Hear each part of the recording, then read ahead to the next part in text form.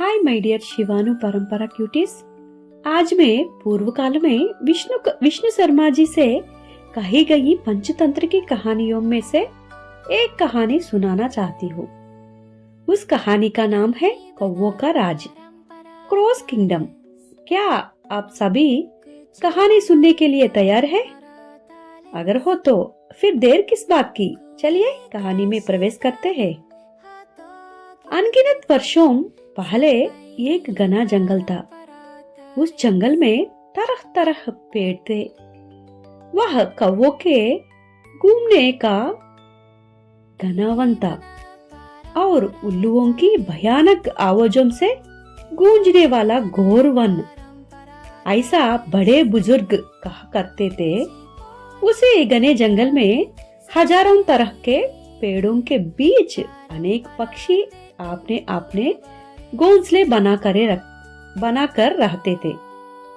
उसी जंगल में एक विशाल बड़ा बरगद का पेड़ था। उस पेड़ की डालियों पर हजारों कौवे कई वर्षों से अपने घोंसले बनाकर रह रहे थे। वह पेड़ कौवों के साम्राज्य का राजमहल जैसा था। पीढ़ी दर पीढ़ी हजारों कौवे, उनके परिवार, उनके घोंसले उन पेड़ की डालियों पर बसते। उन सब का अधिपति कौवा महाराज एक विशाल मुख्य डाली पर अपना घोंसला बनाकर रहता था। उस जंगल की दूसरी दिशा में एक ऊंची पहाड़ी गुफा में अंधेरे का शासन करती हुई उल्लुओं का समूह रहता था। उनका नेतृत्व उल्लू राजा करता था।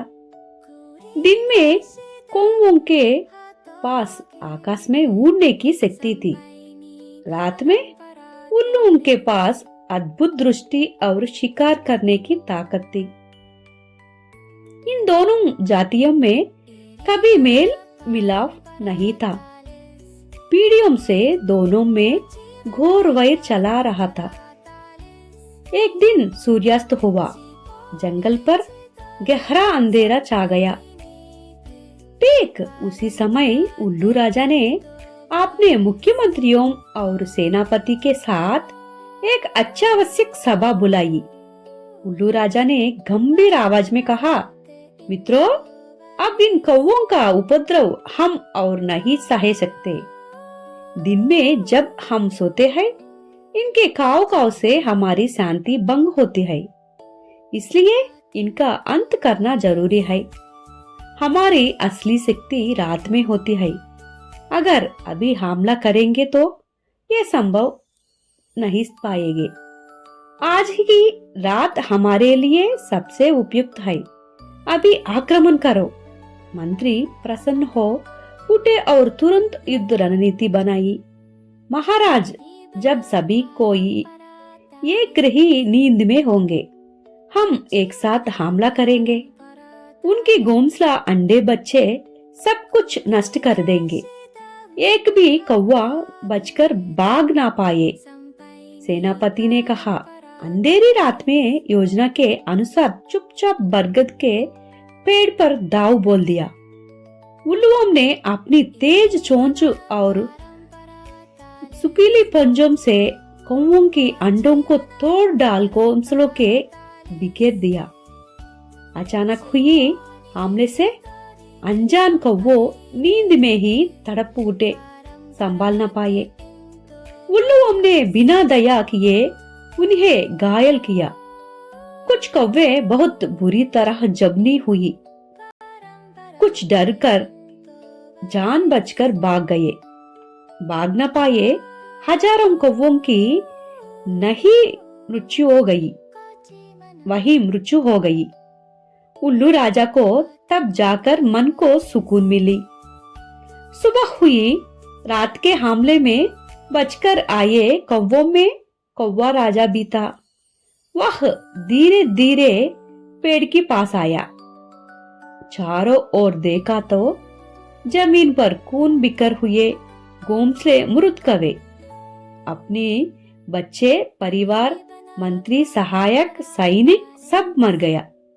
यह दृश्य देखकर कौवा महाराज की आंखों से आंसू रुक ना पाए। वह फूट फूट कर रो पड़ा। मुंह जमीन पर रगड़ते हुए सिर झुकाकर विलाप करने लगा।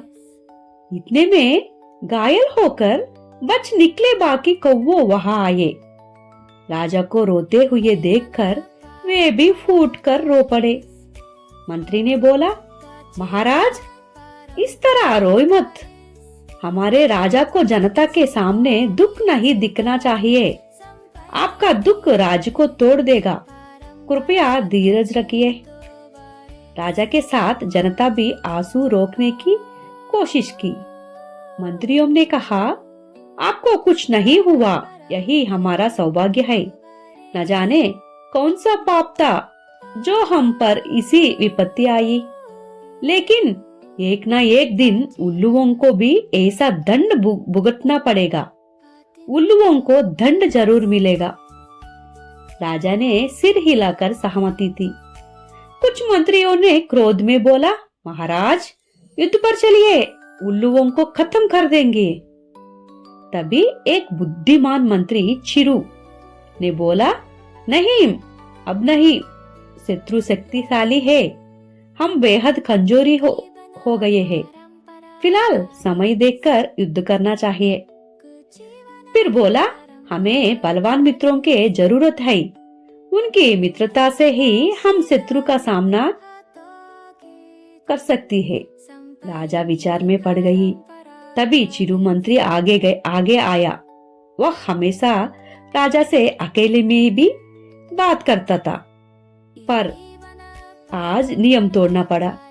चिरू बोला, महाराज, बलवान लोग कमजोरों से मित्रता नहीं करते, और अगर करती भी है तो युद्ध के समय वे शत्रुओं से मिल जाते हैं। हमें छोड़ देंगे, हमें लूट भी सकती है, इसलिए उनसे मित्रता करने ठीक नहीं है। राजा ने चिरू से पूछा, तो फिर क्या करे? चिरू बोला, महाराज, अभी युद्ध नहीं कर सकते। मेरे पास एक उपाय है। अगर आप अनुमति दे तो मैं शत्रुओं के पास जाऊंगा। इस बात को सुनने के बाद सबको वो चौंक गए। राजा बोला, नहीं चिरू, यह बहुत खतरनाक है। डर हुए कह रहा था।